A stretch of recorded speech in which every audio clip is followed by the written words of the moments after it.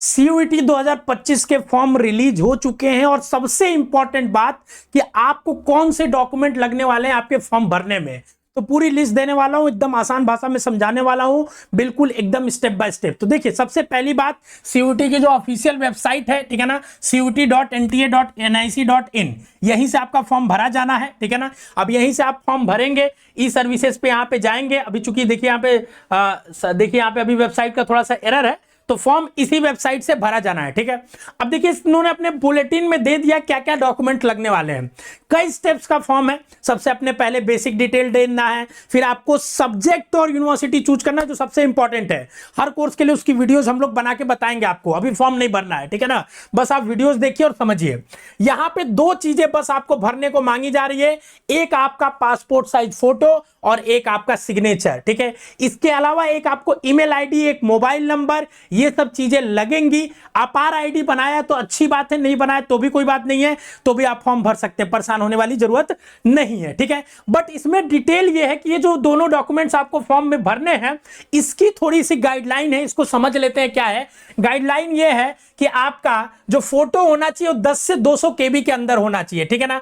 और फोटो का नाम आप जो अपलोड करेंगे, तो पहले उसका नाम ऐसे अंडरस्कोर फोटो कर लीजिएगा, ठीक है, फिर अपलोड करिएगा तो अपलोडेशन में लेगा। दूसरी चीज, जो साइन आपको करना है वो 10 से 50 KB के बीच में होना चाहिए, और उसका भी नाम आप कर लेंगे।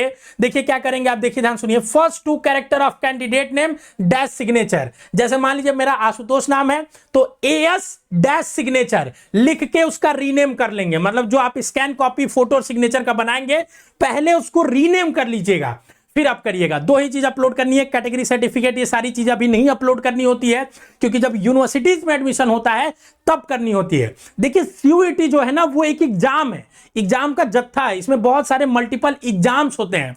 इन सब्जेक्ट्स का जब आप एग्जाम देते हो, तो इन सब्जेक्ट्स के मार्क्स के बेसिस पे अलग अलग यूनिवर्सिटीज अपना मेरिट निकालती है, और फिर आप उनके काउंसलिंग पोर्टल पे जाके बाद में काउंसलिंग कराते हो। तो ये प्रोसीजर है कि आप सबसे पहले जिन भी, मान लो जैसे मुझे BHU से BA करना है, तो BHU से BA के लिए जो जो सब्जेक्ट मांगा जाएगा, उन सब्जेक्ट्स का मैं CUET में एग्जाम दूंगा फॉर्म भर के, और फिर जब मेरा स्कोर आएगा तो मैं BHU के BA के लिए काउंसलिंग में अप्लाई करूंगा, और वो सब्जेक्ट्स के बेसिस पे मेरा मेरिट बनेगा, पोर्टल में आगे जाएगा, ठीक है। डिटेल में और चीजें समझाई जाएंगी आने वाले समय में। अभी के लिए बस दो ही चीज है कि आपको दो ही, अगर PS सर्टिफिकेट लग रहा है, बाकी कैटेगरी सर्टिफिकेट नहीं लग रहा है, तो ये दो चीजें हैं जो आपको रखनी है, जरूर रख लीजिएगा।